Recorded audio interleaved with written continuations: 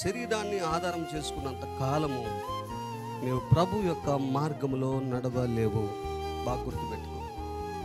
ఎందుకంటే పౌలు భక్తుడు అంటాడు, శరీరము ఆత్మకు విరోధంగా పోరాడుతుంది అంటాడు. గల్తీలకు రాసిన పత్రిక 5వ అధ్యాయం 16-17 చూడండి. గల్తీలకు రాసిన పత్రిక 5వ అధ్యాయం 16-17. నేను చెప్పినదేమనగా ఆత్మానుసారముగా నడుచుకొనుడి, అప్పుడు మీరు శరీరేచ్ఛను నెరవేర్చరు. శరీరము ఆత్మకును ఆత్మ శరీరమునకు విరోధముగా అపేక్షించును. ఇవి ఒకదానికొకటి వ్యతిరేకముగా ఉన్నవి గనుక మీరు ఏవి చేయ నిశ్చయింతురో వాటిని చేయకుందరు. మనము మరి ఒక తీర్మానం చేసుకుంటా ఉన్నాం.